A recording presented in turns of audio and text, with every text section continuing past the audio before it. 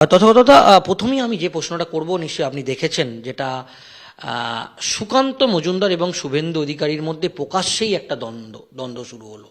সুকান্ত মজুমদার মন্তব্য করলেন, তার পাল্টা মন্তব্য শুভেন্দু অধিকারী করলেন। 2026-এর বিধানসভা নির্বাচনের আগে এখনো বঙ্গ বিজেপি নতুন রাজ্য সভাপতি সেটা কিন্তু এখনো পর্যন্ত ঘোষণা করতে পারেনি। পুরো এই বিষয়টা নিয়ে আপনি কি বলবেন? কোন কোন মন্তব্য সম্বন্ধে মন্তব্য থেকে এই দ্বন্দ্ব ব্যাপারটা সিদ্ধান্ত টানা হয়েছে একটু বললে ভালো হয়। আপনি নিশ্চয়ই জানেন, সুকান্ত মজুমদার বলেছেন যে বিজেপির যে সংস্কৃতি সেটার সঙ্গে শুভেন্দু অধিকারী সংস্কৃতি খাপ খায় না, কারণ আমাদের এই যে সাংগঠনিক বৈঠকগুলো সেটা লম্বা সময় ধরে চলেন। সেক্ষেত্রে শুভেন্দু অধিকারী তিনি পশ্চিমবঙ্গের সব থেকে ব্যস্ততম নেতা, এই রকম একটা মন্তব্য সুকান্ত মজুমদার করেছেন। তো আমি তো বলবো যে সুকান্ত মজুমদার শুভেন্দু অধিকারীকে কমপ্লিমেন্ট দিয়েছেন। একজন নেতা যদি ব্যস্ত হন, তিনি তো ব্যক্তিগত কাজে ব্যস্ত নন, তিনি জনসংযোগের কাজে ব্যস্ত। সেই জনসংযোগের কাজে তিনি যদি সাংগঠনিক সমস্ত বৈঠকে অংশ না নিতে পারেন তো সেটা স্বাভাবিক, সের মধ্যে তো আশ্চর্য কিছু নেই। এ কথাটা আমি আগাগোড়া বলে আসছি এবং এটা বিজেপির গঠনতন্ত্রের মধ্যেও আছে যে কোনো মানুষ দুটো পদ অধিকার করে থাকতে পারবে না। তার মূল কারণ হচ্ছে দুটো পদ অধিকার করে থাকলে সে দুটো পদের কোনোটাকেই সুবিচার করতে পারে না। সেক্ষেত্রে যেখানে শুভেন্দু অধিকারী একটা বিরোধী দলনেতা হয়ে আছেন, তার অন্যতম কর্তব্য হচ্ছে সাধারণ মানুষের সাথে সংযোগ রাখা। তো তিনি মেদিনীপুরে যেখানে সংযোগ রাখতে ব্যস্ত ছিলেন, যে কলকাতায় এসে তিনি সাংগঠনিক বৈঠকে অংশ নেবেন কি করে?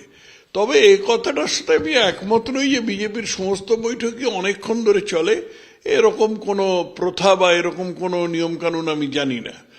তাছাড়া বাকি সুকান্ত মজুমদার যা বলেছেন তার তো শুভেন্দু অধিকারীকে উনি প্রশংসাই করেছেন। তথাগত আপনি একটা মন্তব্য করেছেন যে এই মুহূর্তে বঙ্গ বিজেপির যা অবস্থা, একটা সময় আপনিও অস্থায়ী সভাপতির দায়িত্ব পেয়েছিলেন, পরবর্তী সময় আপনি নির্বাচিত হয়ে এসেছেন। এই মুহূর্তে সুকান্ত মজুমদার কেন্দ্রীয় মন্ত্রী, তিনি তার সঙ্গে রাজ্য সভাপতি এবং তিনি বেশিরভাগ সময় দিল্লিতে ব্যস্ত থাকেন। আপনি বলেছেন যে অবিলম্বে শুভেন্দু অধিকারীকে অস্থায়ী সভাপতি করা হোক, যদি এটা বলেন। সেটা আমি আবার বলছি, অবিলম্বে শুভেন্দু অধিকারীকে অস্থায়ী সভাপতি করা হোক, এটা আমার ব্যক্তিগত মত এবং আমি এই মতটা খুব জোরদারভাবে মানুষের সামনে বা মিডিয়ার সামনে উপস্থাপিত করেছি। যদি কেন্দ্রীয় নেতৃত্ব এ বিষয়ে একমত না থাকেন তাহলে অন্য কারুকে করুন, সেটার সম্বন্ধে তো আমার কিছু বলার থাকতে পারে না।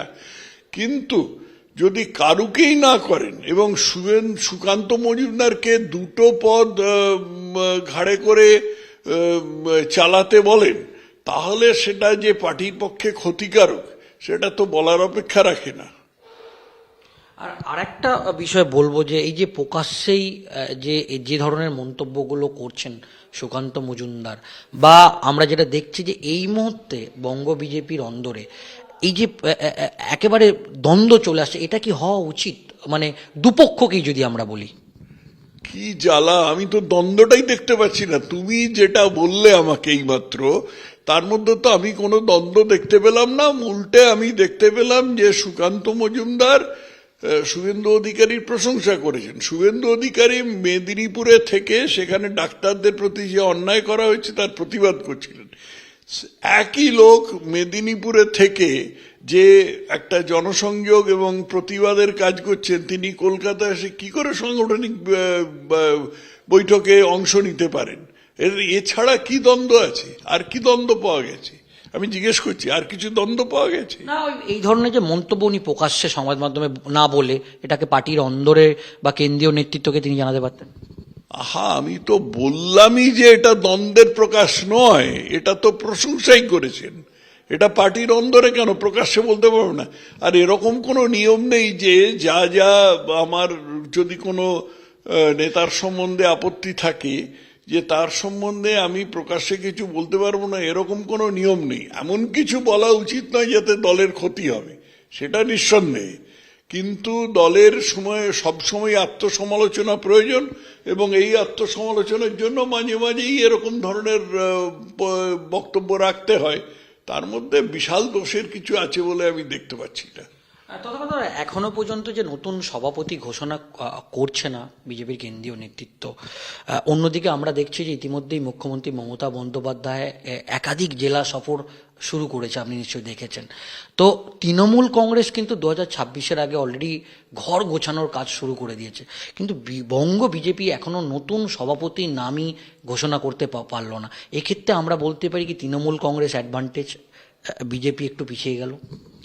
দুটো দলের গঠনতন্ত্র তো আলাদা। তৃণমূল কংগ্রেসটা কোনো দল নয়। তৃণমূল কংগ্রেস হচ্ছে তাদের নেত্রীর এক্সটেনশন। তাদের নেত্রী যিনি আছেন তার কথা প্রথম কথা এবং শেষ কথা। অতএব তার পক্ষে দলের ঘর গুছোবার কোনো দরকার নেই। তার গোটা কতক আদেশ দিয়ে দিলেই হলো যে অমুক জেলায় অমুক নেতা হবে, অমুক মণ্ডলে অমুক নেতা হবে, অমুক ব্লকে অমুক নেতা হবে, আদেশ দিয়ে দিলেই হয়ে গেল। সবাই তার চাটুকারিতা করতে এবং একটু কাঁচা ভাষায় বললে তার চটি ধুতে সবাই বসে বা দাঁড়িয়ে আছে। অতএব তাতে কোনো অসুবিধা নেই। কিন্তু যেহেতু বিজেপি এমন একটা দল যাতে আভ্যন্তরীণ গণতন্ত্র আছে, সেখানে অনেকের সাথে আলাপ আলোচনা করে সিদ্ধান্ত নিতে হয়। এটা তো একটা দলের লোক নয়। আজকে বিজেপির যিনি নেতা আছেন, নরেন্দ্র মোদী বলো বা জেপি নাড্ডাই বলো, তারা যখন চলে যাবেন তা কি বিজেপি থাকবে না? বিজেপি 16 আনা থাকবে। কিন্তু আজকে ভগবান না করুন মমতা বন্দ্যোপাধ্যায় যদি ভালো মন্দ কিছু হয়, 15 মিনিটের মধ্যে দলটা উঠে যাবে। দলটার অন্য কোনো অস্তিত্ব নেই। মমতা বন্দ্যোপাধ্যায় ছাড়া দলটার কোনো অস্তিত্বই নেই। 15 মিনিটের মধ্যে দল উঠে যাবে। অতএব মমতার পক্ষে বা তৃণমূলের পক্ষে এই তথাকথিত ঘর গুছানোর কথাটা যেটা তুমি বলছো, সেটা বিজেপির প্রতি আদৌ প্রযোজ্য নয়। তথাগত আমরা দেখলাম যে সম্প্রতি কার্তিক মহারাজকে পদ্মশ্রী দেওয়া হয়েছে। তারপর তৃণমূল কংগ্রেসের পক্ষ থেকে কুণাল ঘোষ বা তৃণমূল কংগ্রেসের অনেক নেতা তারা বলছে যে একটা বিষয় স্পষ্ট হয়ে গেল, বিজেপি যাকে চাইবে এবং বিজেপির যারা হয়ে কাজ করবে তাদেরকেই বেছে বেছে পদ্মশ্রী দেওয়া হচ্ছে। এমনকি তৃণমূল কংগ্রেসের একজন মুখপাত্র রাজু দত্ত, তিনি একেবারে প্রকাশ্যেই বলেছে পদ্মশ্রীটা কি বিজেপির বাপের সম্পত্তি। কি বলবেন? কে রাজু দত্ত? তৃণমূল কংগ্রেসের একজন মুখপাত্র। তার বাপের নাম কি? তার বাপের নাম কি তুমি কি জানো? জানো না? আমিও জানি না।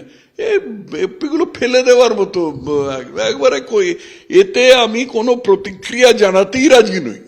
একটা কোথাকার ফোড়ে একটা কি বলেছে তৃণমূল কংগ্রেসের, তাতে একটা প্রতিক্রিয়া জানাতে হবে, আমি রাজি নই। আমি এটা ইগনোর করছি।